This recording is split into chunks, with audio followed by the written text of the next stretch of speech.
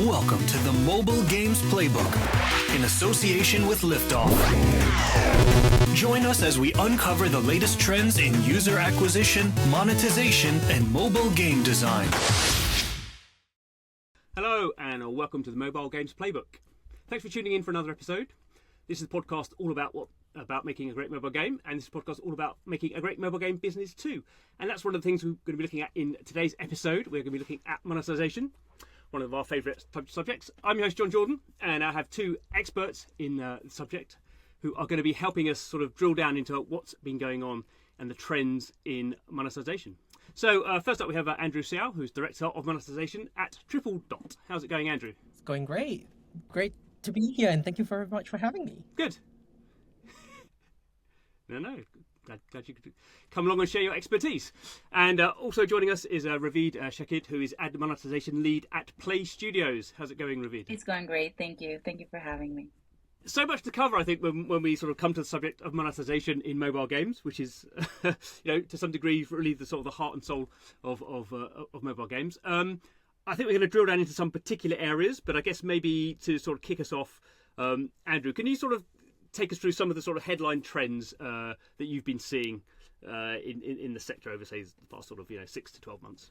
I guess in mobile gaming, and particularly in ads monetization, which is what Tripledot's bread and butter is, the kind of standout monetization trend for 2024 and even moving forward has been this move to header bidding. Obviously, I think in 2024, that's been headlined by Google Ads making that transition. But we've seen a lot of other networks also making that transition as well. And I think the corollary of that is that you're seeing more and more partners that are starting to develop their own products. So, Moloko is an example of this, where they are starting to also come out as an SDK rather than buy through exchanges as they have historically done, because that is perhaps more efficient, that gives them more control, that gives them more exposure of the inventory. So header bidding has really been, to my mind, at least in the ads month world, the standout trend. But I guess if you think also more on a longer time frame, when we think about IDFA deprecation having happened about 2 to 3 years ago, and at that point, a lot of mobile inventory shifting towards Android, I think we're also starting to see a bit of a shift back towards iOS. Some of that has to do with the header bidding model that we just described about, but I think it's also the fact that more and more partners, more and more advertisers are starting to get to grips with how to get around or how to work within the parameters and the new environment of IDFA and targeting inventory on that basis. And so what would be interesting, I guess, moving forward from that is whether that balance continues to exist, whether it shifts more in favor towards iOS as all of the partners, or definitely, a majority, overwhelming majority of partners move to header bidding, definitely guided by, the likes of AppLovin and Unity as the main kind of mediation players. So I'm sure all our listeners know what header bidding is, and it's just me who doesn't. But for the uninitiated in ad monetization, can you pick apart a little bit to give us a little more of an idea what header bidding is? The way I think about it is very much just like an auction house, but almost like a single slot auction, so you don't get to bid on top of each other, and each, I guess, partner that participates in this auction is receiving the same bundle of information or set of signals about that particular ad or that particular opportunity to show an ad to a user. What I would say this is in contrast to is what in the ads monetization world we would call a waterfall, and that's really a collection of prices that is set by us as the publisher, as the monetization teams within publishers, to tell the partners what prices we would like them to bid at. So what header bidding has really been an elucidation of is a shift in that kind of pricing dynamic from being publisher-led to being partner or network-led, because now all of the algorithms and the way that prices are being determined on a request or on opportunity level is very much in the hands and the control of the networks. Ravid, what's your view on this? When I'm looking at the, this year's trends, I completely agree with Andrew about, the shift to header bidding or basically more bidding structured auctions. And while we're looking at it as a very beneficial transition to the publishers and the networks as well, since it's cutting out a lot of work and optimization is, necessities. We are seeing the disadvantage as at giving the entirety of the power to the basically the mediator, and the mediation process. And when we're looking at the whole auction process, it's based on a very concealed algorithm that only has very, very general guidelines or explanations to the method itself. So once we're looking at um, basically canceling the waterfall and focusing on bidders only, the publisher loses a lot of the intelligence that they would once get from seeing which rates are winning and which ones are not winning. More specifically, seeing which rates are losing, because us as a publisher, we can only see the winning impression rates. So we don't have that power granted to us anymore. So in that sense, that kind of leads us to better workflow day-to-day wise, but we are losing a lot of information in the process. And another thing that is very prominent in the mediation is the fact that we're not able to see um, the ECPMs of the losing bids, as well as the winning impressions throughout a user's journey or lifetime at all. So we only see averages. So in that sense, the publisher is kind of losing their intelligence on what's going on in that process, and the mediation is kind of getting back all the power.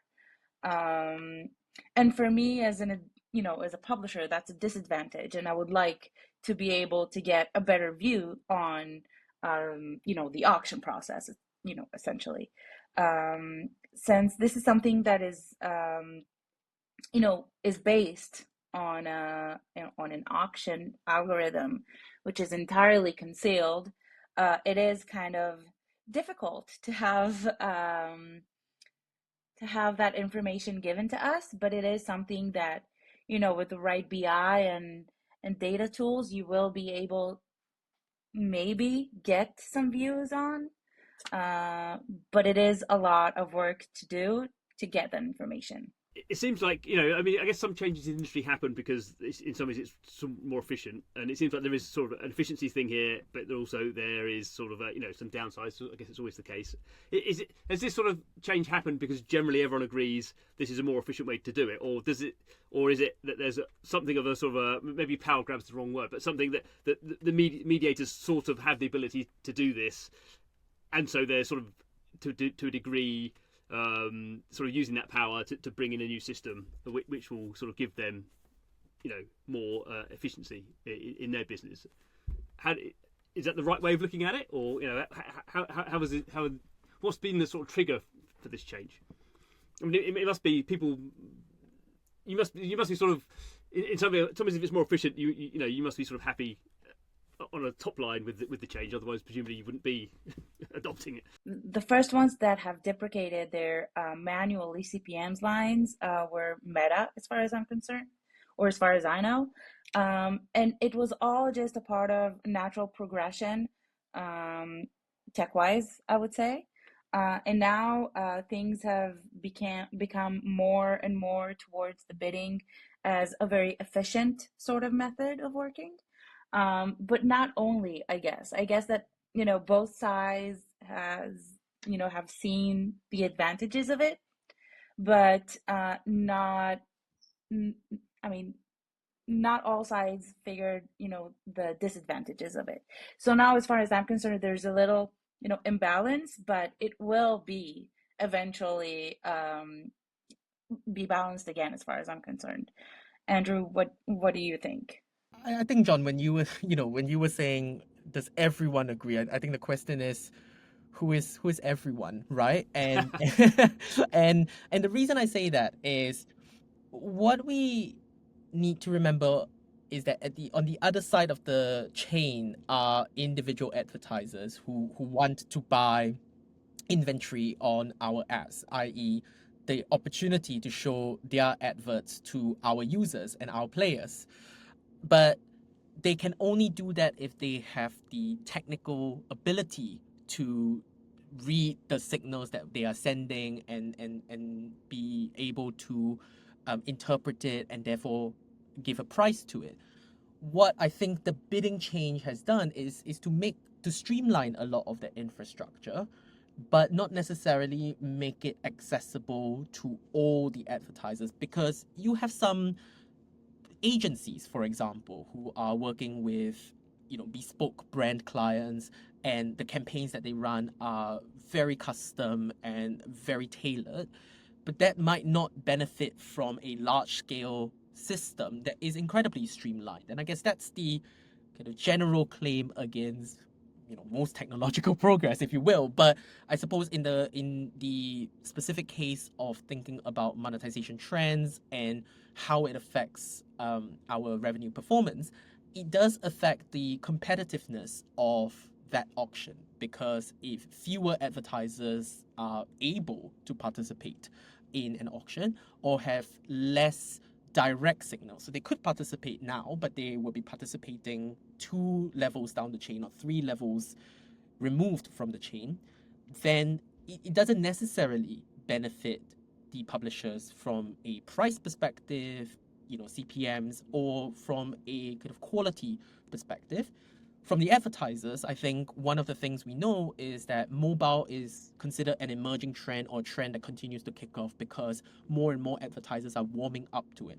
But if they're not able to access that, and I guess that's on the network side, on the exchanges side, to make that effort to try and make it accessible. But if they don't, then mobile continues to be a closed off avenue for them to try and access more users or bring their products out. And it doesn't have to be gaming. I think we're thinking more broadly about e-commerce or non-gaming adverts, right? Which we would love to see more of, because that mobile ecosystem is something that is, I think, valuable for most advertisers, if not all.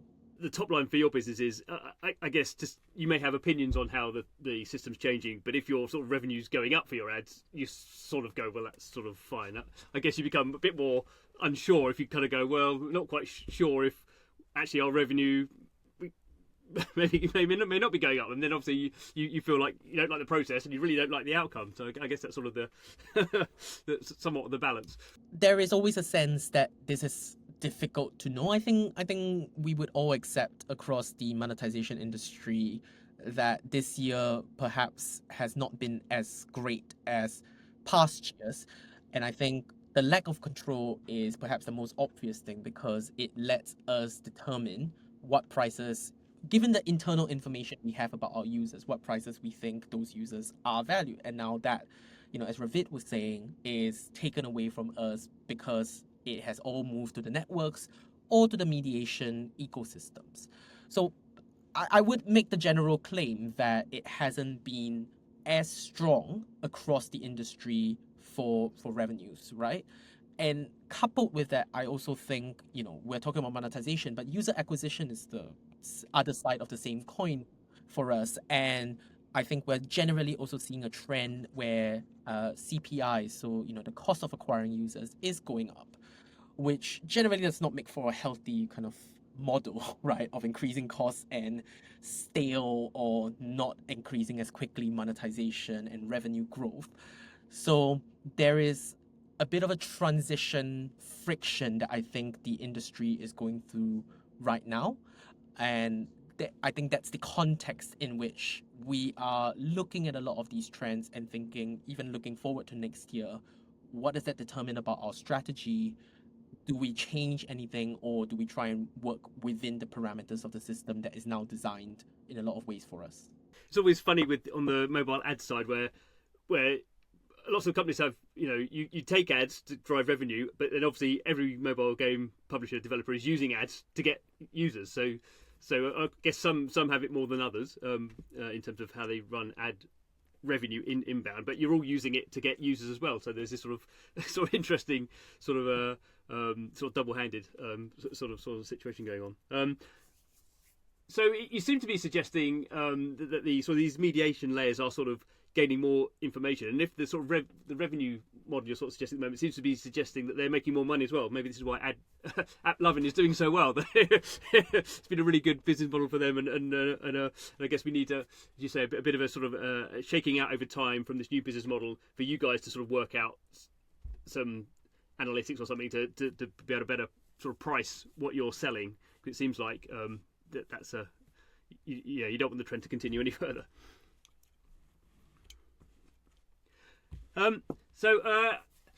Obviously, both of you sort of mainly focused on the ad side of monetization. But do these sort of changes?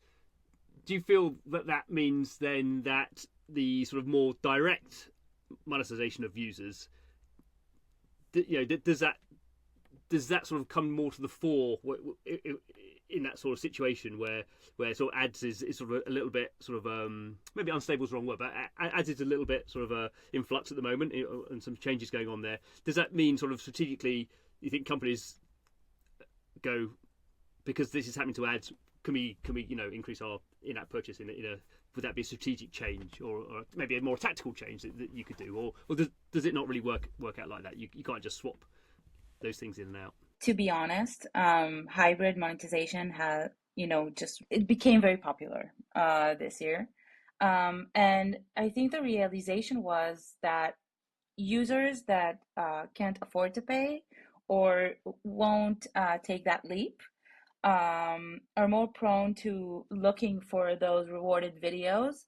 And in return, users can retain and play, and publishers get broader audience. Another thing that is quite interesting is if we're looking at it at a more of a user acquisition point of view, you mentioned other games publishing ads within other games, right? So user acquisition methods kind of hint that those ads would probably pay more for paying users. They would probably bid higher. They would like to get those users over to their apps. So in that sense, having paying users within your app will draw higher eCPMs and higher revenues from ads. So in that sense, I feel like the hybrid model kind of feeds up from itself and kind of contributes to the higher eCPMs of the DAU. I would only add one, maybe two things. I think the first thing is to say that the type of game or the type of play mode, right? So the game modes themselves that support or encourage in-app purchases, which is to say the action of people opening their wallets, is, I think, quite different from one that is perhaps supported primarily, if not entirely, by ads. Because when you are thinking just about ads, you are thinking about how to make it as seamless within the user experience as possible so that people will never like ads, but they might be more tolerant of the ads appearing.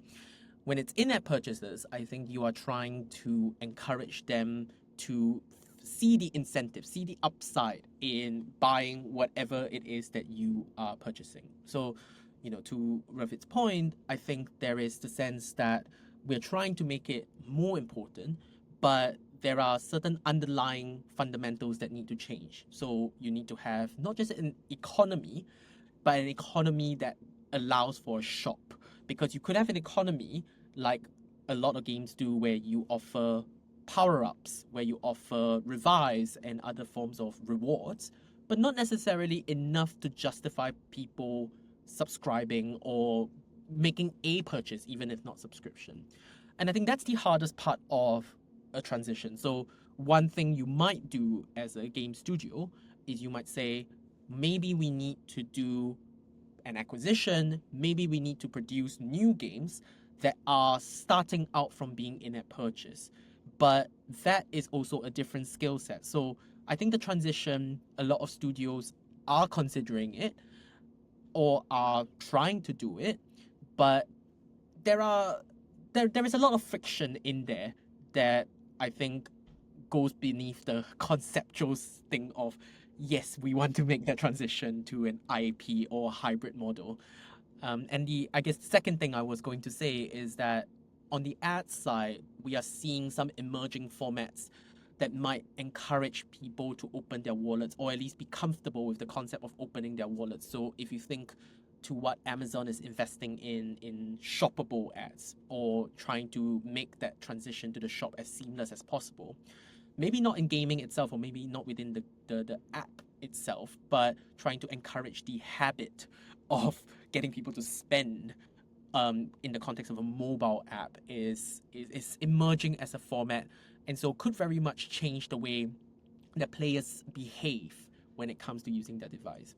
But purely on the IAP and hybrid side, I would say that there is perhaps a slower take up or a more frictionful transition to that hybrid model. It's a good point that it's the sort of concept someone like me who doesn't make games might have about, you've got a game that has sort of ads in it, and then just stick a couple of in-app purchases in there, and hey, you're making loads of money. It's obviously clearly. I mean, you probably could do that 10 years ago, maybe, but that's, you're laughing at me now, silly host with these game development ideas. But it's a good point that I think the mobile space is now, sort of so specialised in the sort of types of experiences and the types of users that you build your business around, that it's a very sort of engaged and thoughtful process of how you expand that. And as you say, sometimes the easiest thing is to do M&A and bring in other people who have that expertise rather than spend years trying to build it yourself. But another interesting point that you did say, I do wonder, I mean, just for your gut feeling on this, I guess over time people get sort of more comfortable in making in-app purchases in games or apps, or buying things on mobile. I mean, I guess that's a long-term sort of trend. But I never really get any feeling that sort of the mobile games industry is being able to monetize its players better in the broadest sense. Clearly, some games are incredibly good. Some genres, 4X, whatever, RPGs can be very, very good at monetizing their audience. But I don't really get the impression that there's a sort of a slowly sort of rising tide that's making it easier to get in app for people to spend money. And it still seems to be a very small percentage of the audience are spending, I can't remember what the data is, but it can be, very, very small, tens of thousands of people are generating, almost billions of dollars of revenue. And that I don't get the impression that's sort of changing very quickly. I mean, I don't know if obviously you guys see this every day. Do you think in general people are getting more open to just the general concept of let's spend $1 in a game, or have a credit card attached to a Google Pay or Apple Pay? From my experience, I feel like when it comes to games that are tending to a more hybrid sort of build, they are not relying on friction to get users to pay, and more so relying on higher value for users. So seasonal passes, for instance, are a very, very trendy item right now, and they vary in prices. And I feel like this is something that will help convert a user into a paying user. And in return, the user will get more value, better enjoyment from the game. And this is something that is not relying on friction, so the frustration is almost not there. And in some cases, like, the more traditional RPG games, it is kind of helping users in their progression within the game in a sense that is not exactly a pay-to-win sort of format, but it is enhancing the fun. So I think that both sides are kind of more prone to use that method as a converting method. And we can see that across so many games. It's very popular right now, having seasonal passes, that, go from weekly seasons to bi-weekly or monthly, etc. So I feel like if we are looking at ways to monetize users and kind of convert them, um, going with a enhancement rather than friction is kind of how the industry is trying to tackle it at the moment. I think the reality is always going to be that it will remain a absolute minority or even an absolute super minority that are making in-app purchases. Maybe with the exception of games like, I don't know, Genshin Impact or Honkai Star Rail, where there is an entire meta, right, built around the in-app purchase and the value of the in-app purchase. But other than that, because the question we are asking when it comes to in-app purchases is what exactly are we buying from the user, right? Or what are we selling to the user? And like Ravid was saying, like it's not so much the fact that you might not get friction, except for maybe if you don't have to see ads, because that's part of the package. It's really about how that ties into the enjoyment of the game. And for a lot of people, their relationship with mobile games, if we think about what was contributing to the explosion of it in the COVID era, was to relieve boredom, was to be entertaining. And it's a very casual relationship in a lot of ways, which means that you're not inclined to, spend this money at the margins versus, I don't know, buying a hot dog, right? So the question then is, if you wanted to increase conversions, you then have to, as a publisher, ask yourself if there are more micro ways of selling the bundles or the packages to try and make it more enticing.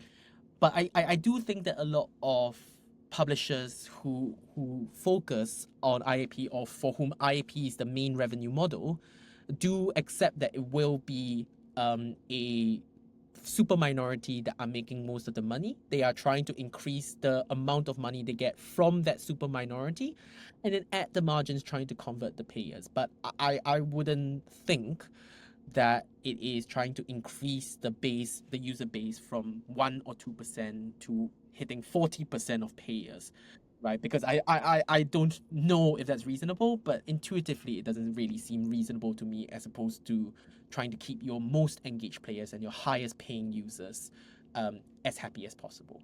I guess it'd be interesting to see I think sort of the super games like sort of Fortnite and Roblox as a platform, where particularly, I mean, my kids are just quite keen to spend money in there, but thankfully don't have debit cards. But you can sort of see as that sort of generation grows up, you might see it going from 1 or 2% to 3 or 4%, just because they just, digital goods are just something that they've sort of natively that they've grown up with. But I think you're right. At the moment, it makes more sense to sort of focus on the people are spending. Can you get the person who spends $100 to spend $150? That's much more sense than getting someone who's never bought anything to spend $50. We're sort of coming to the end, but there's a few other things. I don't know if you guys have any comments on this, but clearly one of the interesting things we've sort of seen, I guess, really the last sort of couple of years, I suppose, is direct to consumer sort of stores. So those are selling sort of in-app purchases to consumers outside of the app, or via a web store, which obviously we've seen some pretty big. I mean, all the big players are doing it, and I think that's becoming more relevant. Partly because you can just give a much better deal to people who are spending. So it's not necessarily. I'm not interested to get your views whether that can increase. What the friction is on that. And do you think that's going to be a sort of a more impactful sort of way of directly getting money from people? I don't know how much I have to say about the direct-to-consumer avenue, just because I think it is definitely emerging and pretty nascent as far as things go. Perhaps in some parts of the world, I think Asia kind of springs to mind. It might be a bit more established, and perhaps in kind of the non-gaming verticals, it could be a bit more established than perhaps the gaming verticals. But we are seeing it being adopted by, like you said, some of the larger kind of gaming publishers. So what I would say about the direct-to-consumer kind of avenue is two things. One is that there is always this issue of payments, right? Anything that is going to be around how you get the payments, if there are commissions, and so on. And that, I think, maybe it's not a monetization trend as much as it is just the biggest drama of 2024 has been fights over, payments and stores and commission fees and that sort of thing. So that, I think, if you're trying to take it outside of the system, there is that infrastructural question. And then I think the rest of it, to my mind, is very similar to the way that you would do economy optimization or in-app purchase optimization, which is you have all this flexibility. Maybe you are able to offer even better deals because of the lower commission fees. Then the question becomes, how are you choosing to segment your players? Do you segment them any differently than you would if you had the commission fee to take into account, or less flexibility because you're operating within the system of, Apple or Google? And what does that change about how that you try to push the user to open their wallets or to open more of their wallets? What does that mean when they are integrated perhaps on the web store, right? And not just within the confines of the mobile app, because you are taking them out into a different ecosystem entirely. I think some of the more creative startups that we see out there, they're trying to also push kind of content. So you're really building kind of community. And I know that many publishers are thinking about community as a concept, but I don't really know what direct to consumer shop driven communities would look like, or how that would be radically different. I think that's what we would have to wait and see. But it would be interesting to see if that changes anything about the kind of dynamics of getting people to pay more, or getting people to just generally be more engaged. To be honest, circling back to where we started, having the bidding be the method of how the auctions are going to be really loosens up a lot of time for the ad monetization employees, basically teams. So in that sense, there is so much more time for creativity and kind of seeing where that can take us. This is like, for me, this is what I'm expecting from 2025. It's going to be a lot of innovation, a lot of new concepts, a lot of trial and error, I have to admit. And this is something that will allow us as teams to dig deeper, and maybe be more product oriented or tech oriented, or I don't know. Only time will tell, really. But just because we have so much more time on our hands for innovation, I am curious to see what we're gonna produce from all that. Final question, you might have to be sort of quick on this, but I think I'd be fine if I didn't sort of ask you, how do you think the impact of sort of generative AI is that going to be significant in terms of your workflow, or is that still kind of hard to tell? It's not a podcast if we don't mention AI, right? Exactly.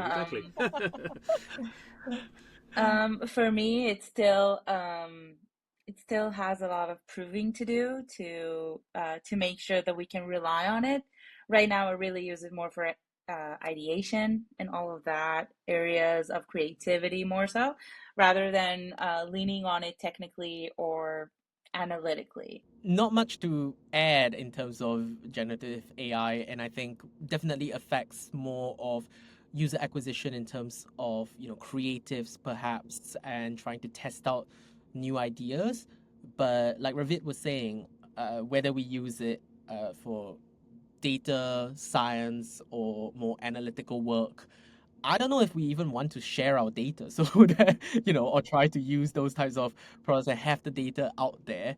And I think most publishers don't really want to do that, right? So until there is perhaps a more a safer way, by which I mean kind of data safe, privacy, individual confidentiality safe way for us to do that, I don't see it kind of taking up residence in a lot of the operations that we are running day to day. Lovely. Well, we covered an awful lot of ground there, so thank you so much for your expertise and for explaining things. Probably very, very basic concepts for you guys, but maybe not for me, maybe for some of the audience. So thank you very much to Andrew and Ravid for their conversation. Thank you. Thank you so much for having me. And thanks to you for watching, listening, however you are consuming the podcast. Remember, every episode we are diving into what's going on in mobile games, which as ever continues to be as dynamic as any creative business can be. Not just Gen AI, but as you see, lots of different sort of technical changes happening really all the time in terms of how we people pay for and how we play these games. So I hope you are subscribed. Don't miss out on the episodes, and we will see you next time. Bye-bye.